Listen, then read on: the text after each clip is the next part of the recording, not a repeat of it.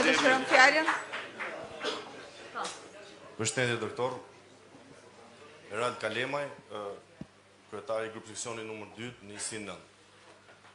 Në fakt nuk ishte si të ishte ndryshme, ardhja juaj këtu,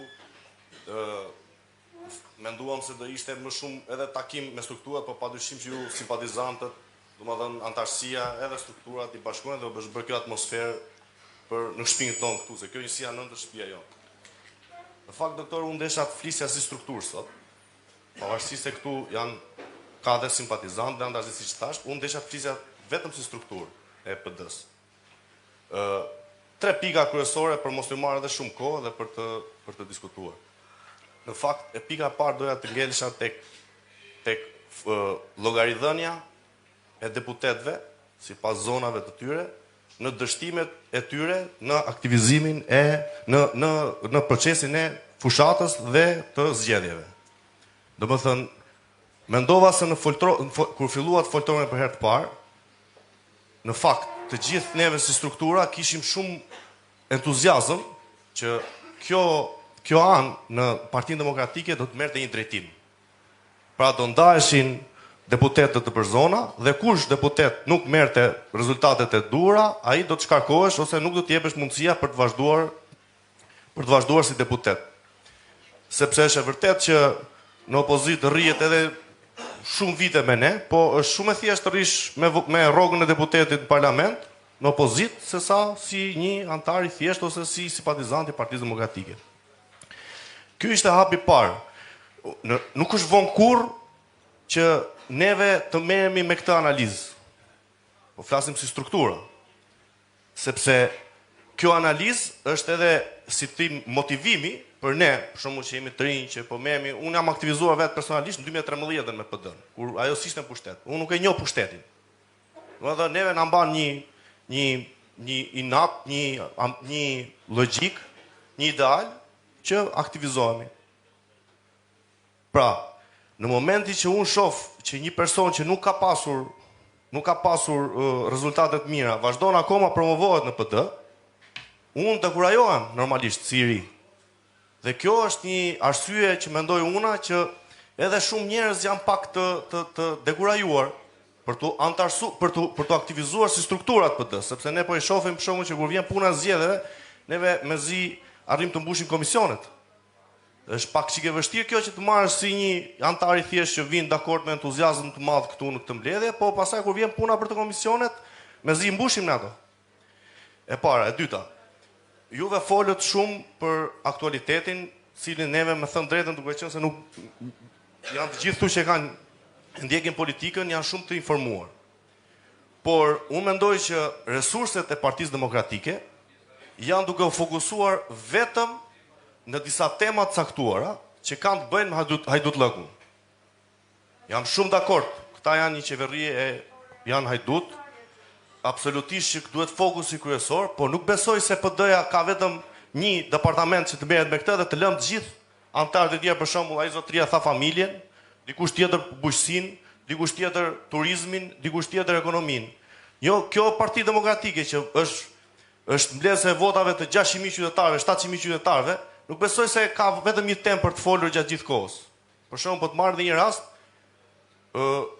unë për mendimin tim, edhe duke diskutimet e tona, u çuditëm se si u morëm neve një mbledhje vetëm me shkarkimin Niko Peleshit.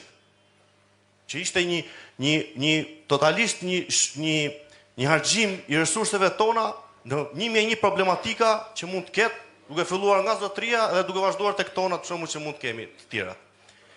Këto janë 2 pikat kryesore që unë desha të thoshe. Desha edhe një gjë tjetër që përsëri e kërkoj si strukturë, megjithëse unë në dekën tonë mund të jem ndër më të rinjt e strukturës, domethënë pavarësisht jo nga kontributi, por nga mosha.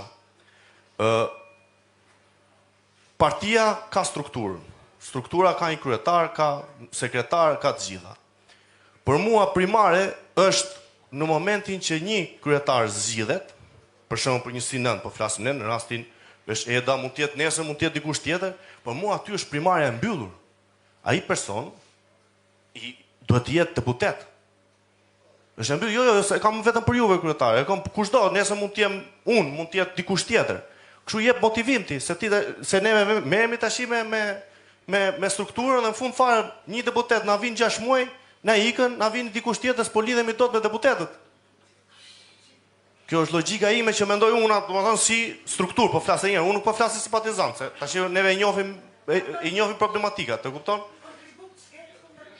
Pra, mendoj që në qoftë se në PD ka një hierarki, ka një shkallë që duhet ngjitur që të respektohet nga çdo kush, do ishte më e mirë dhe do ngjalte më shumë entuziazëm se sa kur është vetëm shko, domethënë arri qëndro afër qendrës dhe shkëput realitetin me bazën të cilën jemi ne që me thënë të drejtë jemi në pikën tonë që kemi nevojë më shumë fokus se çdo lloj moment, se të gjithë numrat kur ju thoni mbrohet vota dhe mbrohet këto, i bën struktura, nuk i bën. Mund të hedhë simpatizanti sa doj votën, po nuk vajtem neve të mbajmë komisionet edhe të numërojmë, nuk i mbajmë dot ato votane.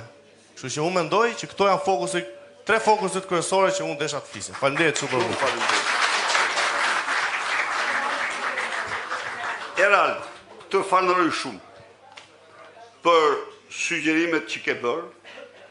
Absolutisht deputetët e kemi diskutuar edhe në 2 mbledhje më parë që ardhja e deputetëve tek ju do të jetë konstante, të diskutojnë me ju, me qytetarët, të mbledhin të gjithë shqetësimet, të bëhen protagonist të zërit tuaj. E para. E dyta, e ke shumë të drejtë, shumë drejtë. Dhe të siguroj që Partia Demokratike ka alternativë për të gjitha çështjet. Po të mos kishim, do ta krijonim, por e kemi. Dhe do të fillojmë të ekspozojmë në mënyrë të vazhduar. Të korrigjojmë pikërisht këtë që thua ti. Për qëndrimin vetëm tek vjedhje. E drejt fare. I kemi. Dhe ne në çdo fush disponojmë projekte shumë të mira dhe programe shumë të mira. Ju për këtë kishit fjalën, apo jo? Dakord plotësisht. Patjetër. E treta, dhe kjo do ndodh, dhe të falenderoj për sugjerimin. E treta, tani kjo është pak se jemi këtu.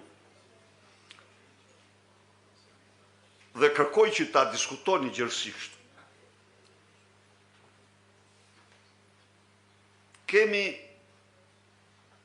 listën e deputetëve. Njerë ne nuk pranojmë kur një sistem të tillë.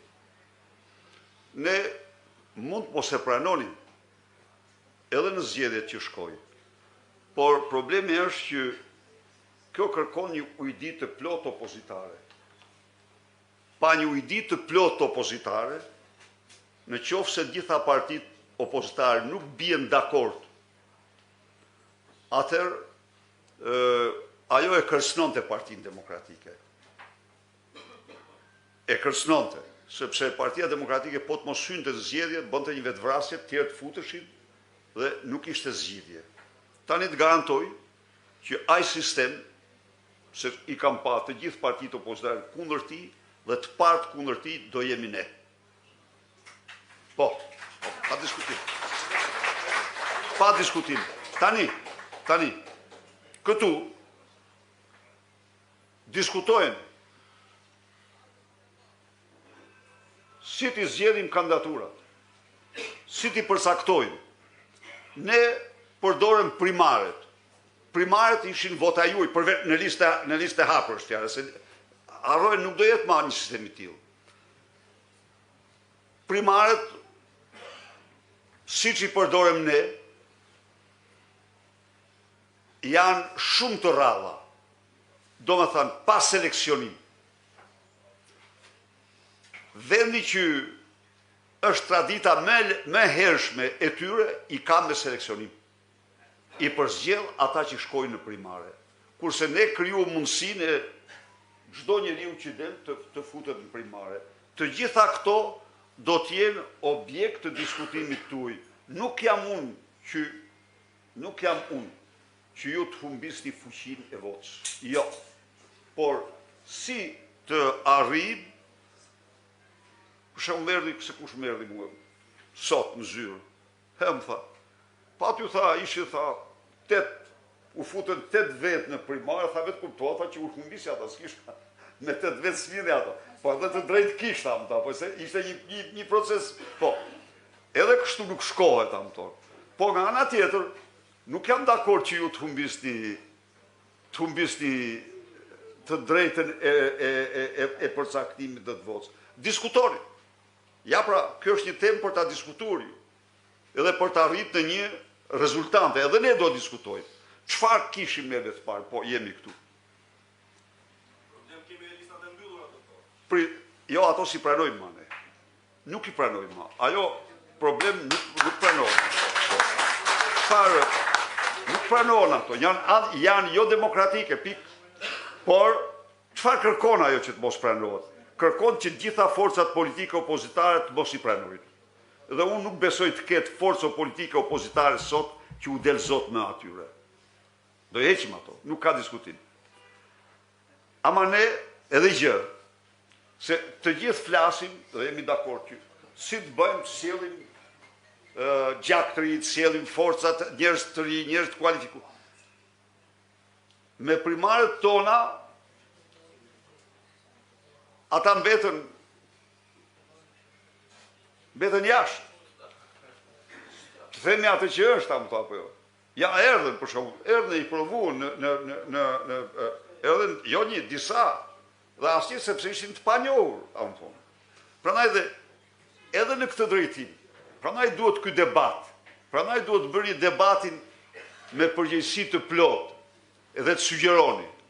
Çfarë do bëjmë ne për të ripërtritja është kusht themelor i ekzistencës. Çfarë do bëjmë ne për të tërhequr vlerat më të mira të mundshme që kemi? Është detyrën tuaj të jepni mendime të gjithë së bashku të kalojmë në një procedurë më të mirë.